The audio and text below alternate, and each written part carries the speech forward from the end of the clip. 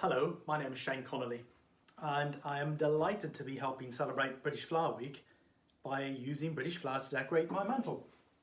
My mantelpieces are one of those places where a lot of flower designers struggle to find eco-friendly techniques of arranging their flowers. I'm using a series of glass vases, simple as anything. Glass cylinders, easy to buy anywhere, different sizes. A few test tube vases, IKEA. And I'm going to use flowers from my garden, flowers from British growers.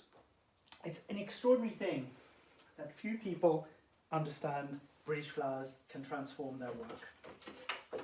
Nothing beats British flowers. It's ethical, it's seasonal, it hasn't travelled halfway around the world. It's got a bit of movement, shape. These are Philadelphus. A type called Catha Azul, incredibly scented, just incredible. Normally with Philadelphus I would take off all the leaves, but these are such tiny leaves that I've found that it's a species, a variety that doesn't actually need to have its leaves stripped to last well. I've got another type, this from my garden, which is called Mexican Jewel. Tiny flowers, but if you could smell them, oh my goodness, talk about value for money. They are incredible. They have the most delicious scent. It's funny, all florists use the word delicious with the word scent. I'm going to put my scissors down. All these are freshly cut. I absolutely abhor not cutting flowers before they are put into arrangements. So just to tell you, I would normally cut them. I just don't want to do it and waste time in this video. They've come straight out of water, so they'll be fine. I'm putting them so that they can flow. That's the joy of this sort of thing. And if growers say to me, what should I grow? I would say, try one of these beautiful Philadelphus. I know they flower for a very short time, but my goodness, they're beautiful when they do. And their scent, oh, this is like orange blossom flavoured bubble gum. So I'm not going to get a job writing for the major scent companies in London, am I? Few more little pieces in there. Absolutely, I mean that alone would keep me happy. But I'm imagining this for a party. So you could use much more substantial flowers. You could use peonies, you could use lilies, you could use anything you wanted in a similar technique. I'm going to use daisies. Oxeye daisies. Oxeye daisies are everywhere at the moment in England, growing on roadsides, growing on every single field. And I urge you, if you've got a garden or if you're a grower, allow a few of these wilder things to take over a bit of your garden, because there's nothing quite as beautiful. Nothing. In my humble opinion, I should always add. I know not everybody loves this sort of flower. I do.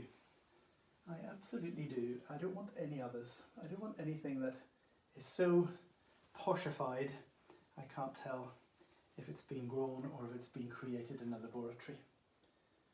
And that's a lot of criticism for flowers, but I do think poor flowers have had a tough time, and they're so densely and highly cultivated sometimes in greenhouses. That it's very hard to actually see where they started off and to see that they actually do need soil and they do live. And I think sometimes that then affects how we design with them. And we try to make them do things that living things shouldn't do. I don't try to make them do very much. I just let them do what they want to do. And that's why I love, this sort of shapely stem. That's poetry to me. And I think that that's what I want flowers to be. I want them to be poetry. In motion, maybe. And I think the simplicity of daisies, what could be more beautiful? Especially this time of year, this type of daisy. Arranging in these vases, I can't tell you, it's so easy. It's so easy to make them be natural, because the vases hold them, but they don't trap them. that quote. Hold it, but don't trap it. So that's my daisies. Now I've got, of course I have a handful of grasses. Again, this is something that British growers can get for you. And it is also something that you can get in the flower market, wonderful porters and wonderful GB foliage. They get these bundles of grasses. Transforms your work, it really does. I just want them to be a light touch, oops, in this arrangement. I don't want them to be great big, you don't want to feel like you should get a scythe to go through them. You want them to just feel light, pretty, delicate. I would love also just to have a little word about meadows. When people say this is an arrangement of meadow flowers, and usually what they mean is it's a block of floral foam covered in moss and filled with flowers in a loose fashion with a bit of grass thrown in. That's not a meadow.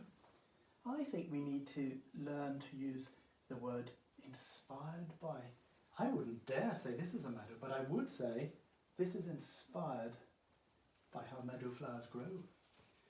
And I'm putting grasses through to increase that inspiration. You have to think how artists paint. They don't say this painting is a meadow.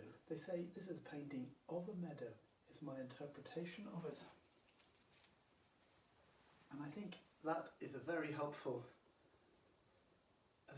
distinction for me in everything I do.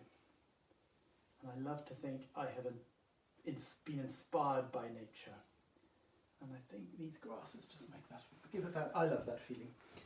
I'm also very lucky to have a few stems of beautiful Turk's Cap lily, Lily martagum.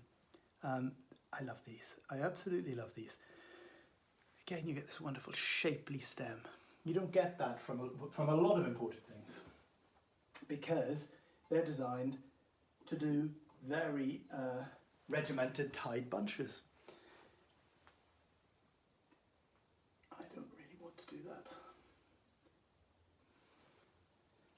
These vases hold the flower as it grew, and they also let it wibble and wobble, which is very nice.